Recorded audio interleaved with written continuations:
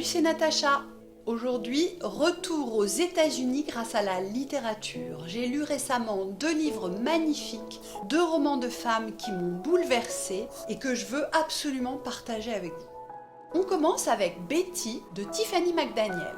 Betty Carpenter est surnommée la Petite Indienne. Elle naît en 1954. Elle est 4e de 8 enfants d'une mère blanche et d'un père cherokee. Sa famille vit dans l'Ohio, en marge de la société, car bien sûr elle est confrontée au racisme. La narration, écrite à hauteur d'enfant, évolue au fur et à mesure que Betty grandit. Petit à petit, ses yeux se dessillent et derrière ses rêves merveilleux d'enfant se dessine une réalité bien plus sombre.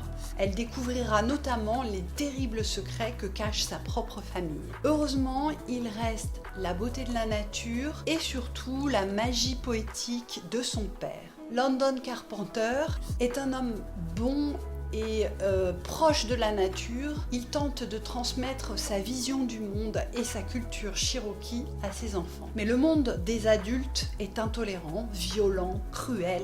Pour y survivre, Betty écrit des histoires qu'elle enferme dans des bocaux et enterre au fond du jardin. Ce sont ces histoires-là que sa fille Tiffany déterre pour en faire ce roman sublime dédié à sa mère. Mais est-ce vraiment une fiction? Peu importe. Tout comme le père de Betty croit à la magie de la nature, je crois à la magie des mots. L'écriture de Tiffany McDaniel est lumineuse, poétique. Elle réussit à parler de sujets horribles, terrifiants, sans jamais tomber dans le sordide. Un vrai chef-d'œuvre.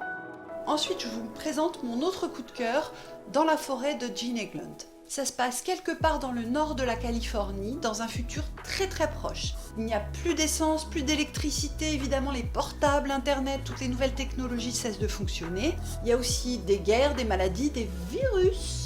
Tiens. Bref, on assiste à un effondrement de notre société telle qu'elle existe aujourd'hui. Nell et Eva sont 2 adolescentes qui vivent dans une maison au cœur de la forêt. Une fois que leurs parents ont disparu, il va leur falloir apprendre à survivre. La solution leur viendra peut-être de la nature qui les entoure.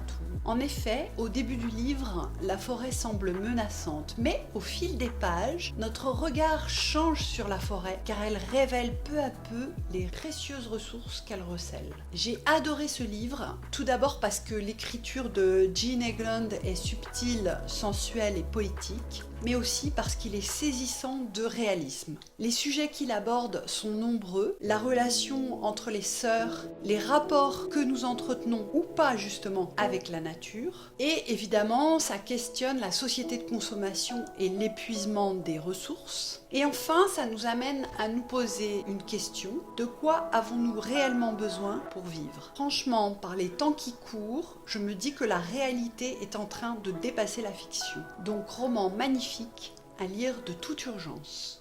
Si ces romans vous intéressent, je vous mets des liens directement en description de la vidéo. Et bien sûr, mais est-il encore besoin de le rappeler, n'oubliez pas de vous abonner.